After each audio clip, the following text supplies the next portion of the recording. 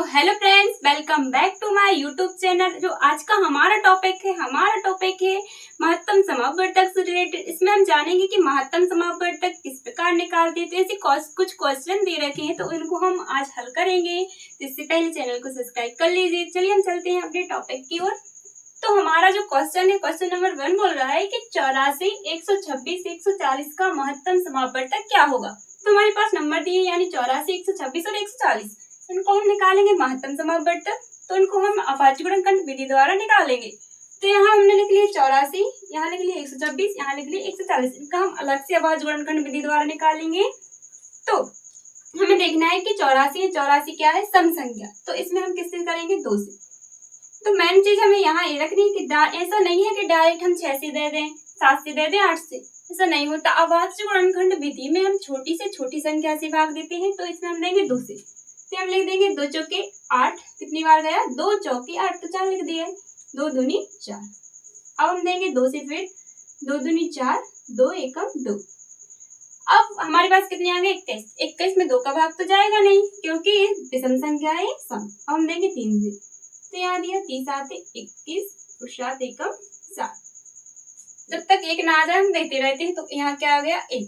अब हम इसका देंगे 126, इससे 2 से देंगे तो ये सम संख्या है, इसमें भी 2 से भाग चला जाएगा। तो 2 छक्के 12 और 2 तियां 6। अब यहाँ कितने आ गए, 63। 2 से भाग तो जाएगा नहीं, तो इसमें हम देंगे 3 से। 3 दूनी 6, 3 एकम 3, फिर देंगे 3 से, 30 आते 21, फिर यहाँ देंगे 7 से, 7 एकम 7। क्लियर, इतना तो समझ में आया होगा। अब देंगे 140 में, तो ये भी सम संख्या है, इसमें भी हम देंगे 2 से। 2 सत्ते 14, 2 शून्य 0, फिर चला जाएगा 2 3 6, बच्चा 1 होते 10, 2 पंचे 10। अब हम देंगे 5 से, तो 5 7 35, अब 7 में जाएगा 7 का ही, तो 7 एकम कितना आ जाएगा, 7। इतना तो क्लियर। अभाज्य गुणनखंड टूट गए। अब यहाँ हम लिखेंगे 84, 126 एंड 140 का हमें क्या निकालना था, महत्तम समापवर्तक यानी मासा। तो हमने पहले वाले वीडियो में बताया है कि जब हम इनका अभाज्य गुणनखंड विधि द्वारा तोड़ते हैं और तीनों में जो संख्या अंक आया होता है वह उसका क्या कहलाता है, महत्तम समापवर्तक। तो इसमें हम देखेंगे कि महत्तम समापवर्तक में तो इसमें क्या आया है। तो इसमें हम देखें यहाँ भी 2 है, यहाँ भी 2 है और यहाँ भी 2 है, तो हम क्या लिख लेंगे, 2। अब देखते हैं हम 3, तो यहाँ 3 है, यहाँ 3 है, यहाँ 3 नहीं है। अब देखते हैं हम 7, इस यहाँ भी 7 है, यहाँ भी 7 है और यहाँ भी कर देंगे, तो कितना आ जाएगा, 7 दूनी 14।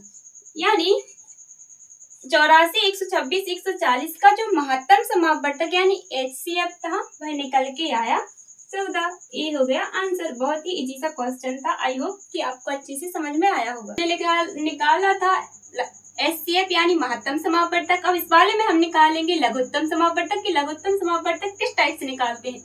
तो सिंपल सा है, हमें निकालना था 15, 18, 24, 27 का लघुत्तम समापवर्तक ज्ञात कीजिए। यहाँ ध्यान दीजिएगा, फर्स्ट वाले में निकालना था महत्तम समापवर्तक, अब इसमें निकालना है लघुत्तम समापवर्तक। तो 15 हमने यहाँ लिख लिए, तो 15 विषम संख्या है, इसमें हम देंगे 3 से भाग। तो यहाँ 3 5 15। अब 5 में कितने का, केवल कितने का जाता है, 5 का ही, तो 5 एकम 5, 1 आ गया। अब यहाँ है 18, सम संख्या है, 2 से देंगे, 2 नाम 18, यहाँ 3 त्रिका 9, 3 एकम 3। अब 24 की बारी आती है, तो 24 में हम देंगे 2 से, 2 एकम 2, 2 दूनी 4, 2 छम 12, 2 3 6। यानी यहाँ तक तो क्लियर, 2 से दिया, यहाँ 12, अब 2 छम 12, अब 2 3 6, अब 3 में कितने का जाएगा, केवल 3 का, 3 एकम 3, 24 भी टूट गए। अब बारी आती है 27 की। 27 में हम देंगे डायरेक्ट 3 का, 3 नाम 27, 3 त्रिका 9 और 3 एकम 3। हमने जब 15, 18, 24 एंड 27 को तोड़ा तो हमारे पास संख्याएं छोटी छोटी सी टूट कर निकली। तो इसमें हम संख्याओं को निकालेंगे कि कौन सी संख्या किस में आई। तो सिंपल सा है कि यहाँ से हम ले लेंगे 3A है, 3 ए है और 3 ए है और 3 ए है, तो ये 3 बाहर आ गए, तो यहाँ हम लिख लेंगे। अब यहाँ गुणा, अब हमें देखना है कि 5 यहाँ है, 5 कहीं नहीं, तो हम यहाँ लिख लेंगे 5। अब इसमें से सब निकल गए, इसमें से एक 3 बाहर निकल गए। अब हमें देखना है 2, तो 2 यहाँ है, 2 यहाँ है, तो यहाँ हमने लिख लिए 2। अब 2 भी लिख लिए, ये 2 भी चले गए। अब बारी आती है फिर से 3 की, तो यहाँ 3 है और यहाँ 3 है, तो एक बार लिखेंगे। अब इसमें से देखना है हमारे लिए 2 है और 2, तो 2 गुणे देगा 2, यहाँ क्या बचा 3, बस इनका हम कर देंगे गुणा।